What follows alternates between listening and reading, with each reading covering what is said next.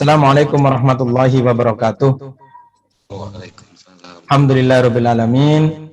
Alhamdulillahilladzi arsala rasulahu bil huda wa dinil haqqi liyudhhirahu 'alad dini kulli wa kafa billahi syahida. Asyhadu an la ilaha illallah wahdahu la syarikalah wa asyhadu anna Muhammadan 'abduhu wa rasuluhu alladzi la nabiyya ba'dah. Allahumma shalli wa sallim wa barik ala sayyidina Muhammad wa ala alihi wa ashabihi wa man tabi'ahum bi ihsanin ila yaumil qiyamah, amma ba'du. Alhamdulillah malam ini kita bisa bertemu dalam majelis ilmu. Mudah-mudahan dengan niat ikhlas kita dan pengorbanan kita, kesungguhan kita, Allah jadikan majelis ini menjadi majelis yang mubarak, yang manfaat untuk kita semua, sehingga tidak ada di antara kita yang hadir di majelis ini kecuali setelah mengikuti bersama-sama kajian ini diberikan kekuatan oleh Allah, keimanan dan ketakwaan yang semakin meningkat. Salawat dan salam mari kita panjatkan selalu kepada Allah untuk Rasulullah Muhammad sallallahu alaihi wasallam. Malam ini saya ingin mengajak untuk merenungkan bersama tentang fenomena hati, fenomena hati. Karena kemarin kita sudah bicara tentang kiat untuk mendapatkan hidayah, ulaika ala hudamir rabbihim wa ulaika humul muflihun. Mereka lah orang-orang yang berada dalam petunjuk Allah. Ulaika ala hudamir rabbihim, mereka itu adalah orang-orang yang ada dalam petunjuk Allah. Wa ulaika humul muflihun, dan mereka itu adalah orang-orang yang mendapatkan keberuntungan. Muflih. Nah, pembahasan kita kali ini akan berkaitan dengan itu, dengan menjadi orang-orang yang muflihun. Mari kita awali dengan merenungi sebuah kisah dalam Al-Quran yang diceritakan oleh Allah berkaitan dengan kehidupan Nabiullah Ibrahim alaihissalam. Jadi di dalam surat Asy-Syu'ara ayat yang ke-87, 88, 89, Allah Subhanahu wa taala mengisahkan tentang Nabiullah Ibrahim alaihissalam yang beliau memohon kepada Allah. Beliau ini memohon kepada Allah.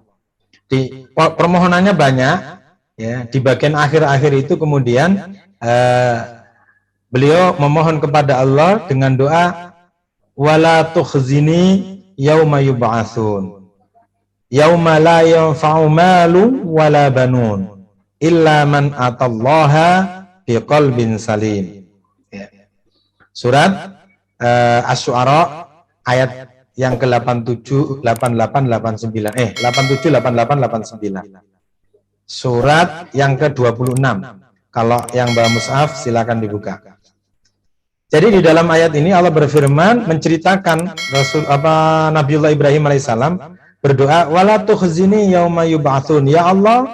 Ya Allah, janganlah engkau hinakan kami di mana manusia pada saat itu engkau bangkitkan.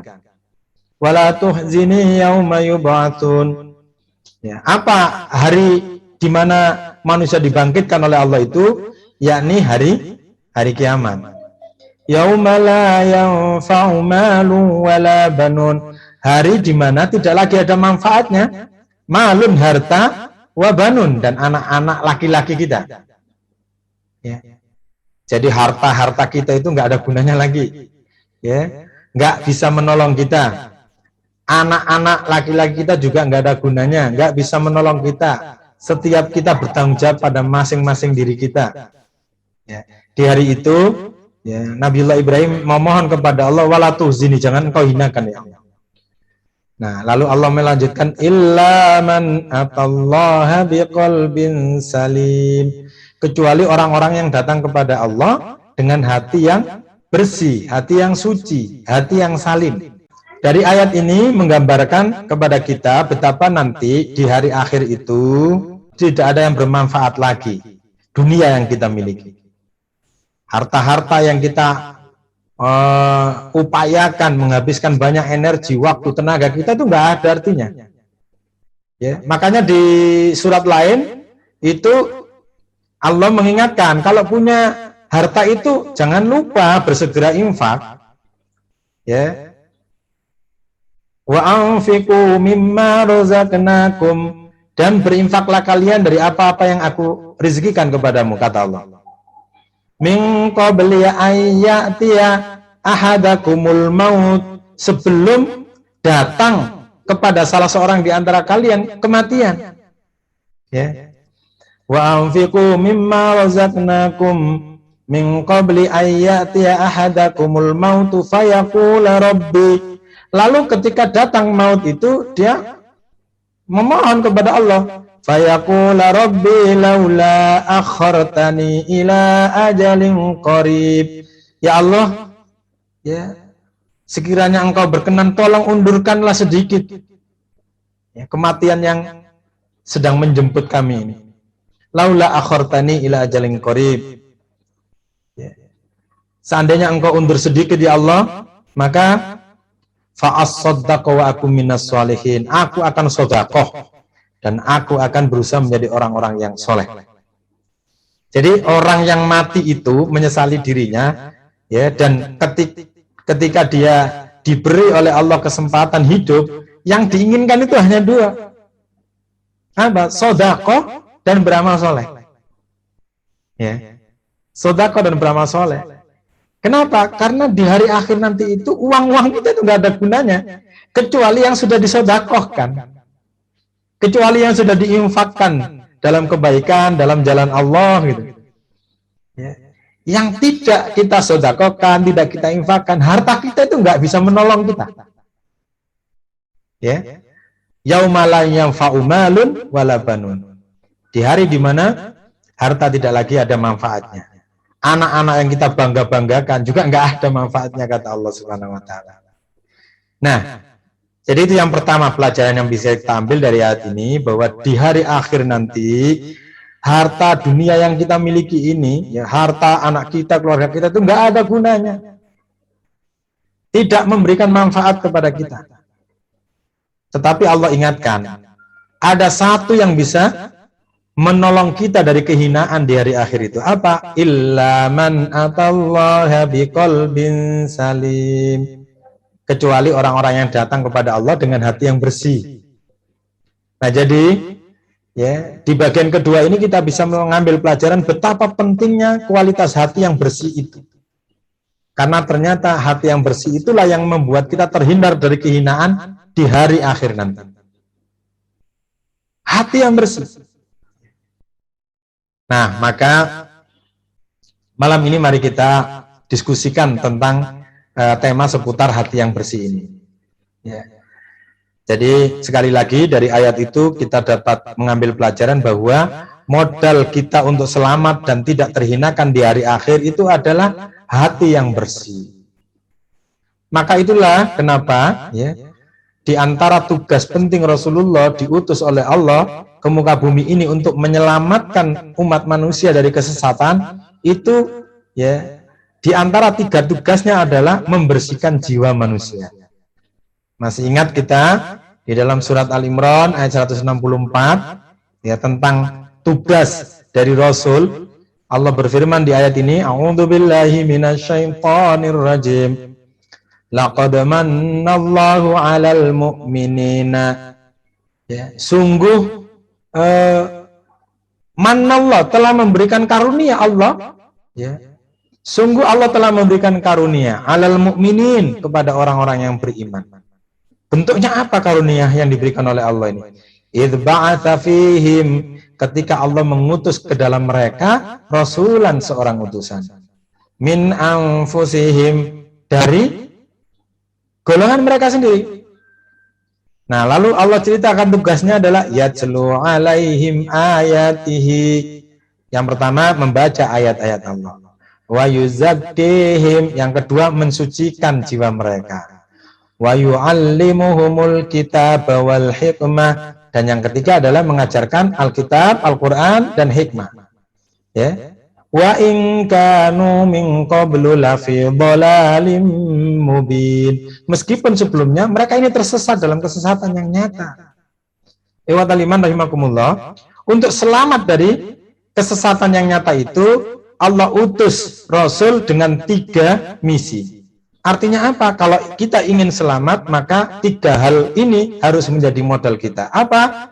Banyak-banyak membaca ayat Allah, mensucikan jiwa, dan berusaha memahami Al-Quran dan Al-Hikmah. Nah, diantaranya itu adalah mensucikan jiwa, mensucikan hati.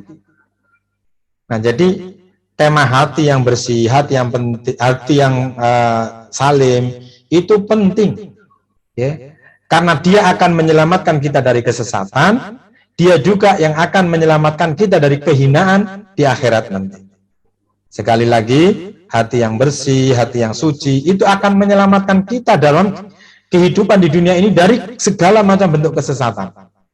Dan yang kedua, akan menyelamatkan kita dari kehinaan di hari akhir nanti di hadapan Allah Subhanahu wa Ta'ala. Kita juga bisa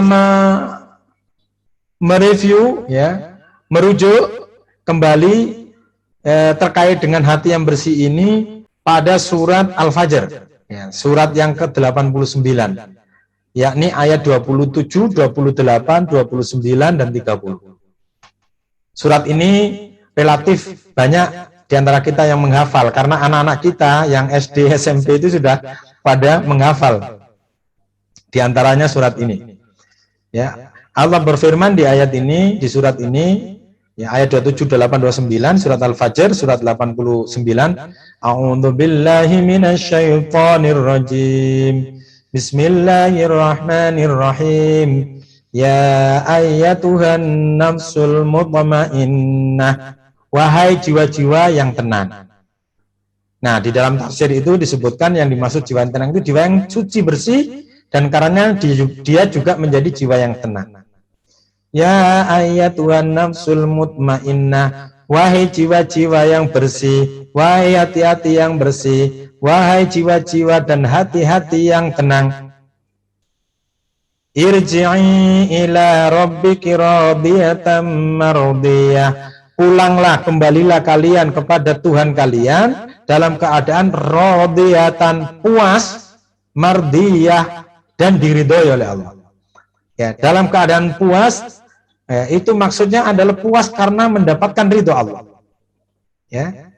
Atau ada yang memaknai radiyatan dalam keadaan ridho, mardiyah dan diridhoi oleh Allah. Nah, jadi modalnya hati bersih, lalu dia diridhoi oleh Allah dan dia juga ridho kepada Allah. Maka dengan modal itu, fadkhuli fi ibadi, maka masuklah kalian ke dalam golongan hamba-hambaku. Wadkhuli jannati, dan masuklah kalian ke dalam surga. Jadi kita semuanya adalah hamba Allah. Tapi pada akhirnya nanti hanya orang-orang yang memiliki jiwa yang tenang sajalah, yang mutmainnah sajalah, yang kembali kepada Allah dalam kondisi ridho kepada Allah dan diridhoi Allah sajalah, yang dimasukkan ke dalam golongan hambanya Allah. Wadkhuli jannati, dan masuklah kalian ke dalam surgaku. Artinya apa? Hati yang bersih, hati yang suci, di samping tadi itu adalah menyelamatkan kita dari segala bentuk kesesatan di dunia, dia menyelamatkan kita dari kehinaan di hadapan Allah di hari akhir, ya, dan berdasarkan ayat ini kita bisa ambil pelajaran, hati yang bersih itu juga akan menghantarkan kita diakui oleh Allah sebagai hambanya dan mendapatkan fasilitas memasuki surga Allah Subhanahu wa Ta'ala. Nah, ini penting. Karenanya perhatian kepada hati ini penting. Ini penting. Nah, ikhwatul iman rahimakumullah, jamaah sekalian yang dirahmati oleh Allah, maka PR kita adalah bagaimana membuat hati kita ini menjadi bersih. Hati kita ini menjadi suci. Ya, jiwa kita ini menjadi bersih sehingga tenang, ya, itu adalah PR kita. Nah, bagaimana caranya membuat hati ini bersih? Bagaimana caranya membuat hati ini menjadi suci, tenang? Ya. Nah, mari kita perhatikan salah satu hadis sabda Rasulullah Sallallahu Alaihi Wasallam yang diriwayatkan oleh Imam Tirmidzi, ya, dari Abu Hurairah. Hadis ini dari Abu Hurairah. Rasulullah menceritakan tentang masalah kondisi hati melalui hadis ini. Ya, sabda beliau, au kama qol, innal abda, sesungguhnya seorang hamba itu, idza akhto'a, ketika dia melakukan kesalahan, ketika dia salah, ya, ketika dia melakukan suatu dosa, ya, khoti'atan, satu kesalahan saja, ya, maka nukitat, ya, nukitat, tergores, tertoreh, ya, fi qalbi, di dalam hatinya, nuktatun saudaun, ya, tergores, toreh oleh apa? Oleh noda hitam. Ya. Nah, jadi hati kita ini berpotensi kotor, ternodai, nggak bersih. Ya. Dan nggak bersihnya hati kita disebabkan oleh apa? Disebabkan oleh ketika kita melakukan, ya, khotoun, kesalahan. Meskipun khoti'atun, satu kesalahan akan membekas menjadi kotor hati kita, menjadi hitam. Ya, ada bintik hitam di sini. Nah, lalu kemudian Rasulullah mengatakan, fa idza huwa naza'a, maka apabila dia yang melakukan kesalahan itu naza'a, ya, dia meninggalkan perbuatan salahnya itu, wastaghfara, dan kemudian mohon ampun kepada Allah, ya, wataba, dan bertobat kepada Allah, sukila qalbuhu, maka dibersihkan lagi hatinya, tidak kotor. Nah, tetapi kata Rasulullah, wa inada, tapi kalau dia kembali mengulangi lagi perbuatan salahnya itu, dosanya itu, zida fiha, maka bertambahlah noda-noda hitam itu di dalam hatinya, hatta ta'lu qalbahu, sampai apa? Menyelimuti seluruh hatinya, hitam semua, kotor semua, nggak bersih. Ya. Kata Rasulullah, wahuwarron, itulah yang disebut ron, alladzi dzakarallah, yang Allah telah mengingatkan kita di dalam surat apa itu? Mutaffifin. Ya, lalu Rasulullah membaca, kallabal rana ala qulubihim ma kanu yaksibun. Tidak, sekali-kali tidak. Ya, sebenarnya apa yang selalu mereka lakukan itulah yang telah menutupi hati mereka. Jadi, ya, karena yang diperbuat mereka itulah yang mengotori hati. Nah, jadi hati kita ini akan kotor kalau kita melakukan kesalahan dan tidak akan bersih, ya, kecuali kita apa tadi? Naza'a wastaghfara wa taba. Meninggalkan perbuatan salah itu, lalu mohon ampun kepada Allah, lalu bertobat. Nah, jadi sebenarnya kalau kita mengikuti hadis ini, simpel membuat hati kita ini bersih. Ya, tinggalkanlah kemungkaran, kemaksiatan, ya, selalu mohon ampun kepada Allah atas kesalahan yang sudah kita lakukan, dan tidak kalah penting, bertobat kepada Allah. Nah, tobat itu, ya, perbuatan hati yang diikuti dengan perbuatan fisik. Ya, tobat itu adalah penyesalan dalam hati atas segala kesalahan yang kita lakukan. Lalu kita arahkan hati kita ini kepada Allah untuk benar-benar mencari ridho Allah. Dan karena itu kemudian diikuti oleh kegiatan fisik kita. Bentuknya apa? Ya, mengerjakan banyak-banyak amal soleh, meninggalkan yang dilarang oleh Allah Subhanahu wa Ta'ala. Ya, yang dilarang oleh Allah Subhanahu wa Ta'ala. Nah, jadi ikhwatal iman rahimakumullah, hati kita itu penting untuk memiliki kondisi yang suci bersih, karena dia adalah modal kita untuk terhindar dari kehinaan di hadapan Allah, terhindar dari kesesatan selama kita hidup di dunia, dan dia adalah modal yang kita manfaatkan untuk bisa diakui oleh Allah sebagai hambanya, dan kita diberikan kesempatan oleh Allah untuk masuk ke surganya. Tetapi hati kita ini mudah kotor. Karena apa? Karena al-insanu mahalul khata' wan nisyan. Kita ini tempatnya salah dan lupa. Sementara setiap kesalahan yang kita lakukan akan mengotori hati kita.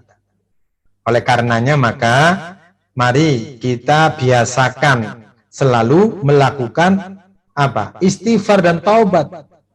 Seharian itu, harian. Rasulullah menggambarkan kepada kita, Rasulullah melakukannya setiap hari. Tidak menunda-nunda. Bahkan Rasulullah itu istighfar 60 kali atau 70 kali dalam riwayat yang lain.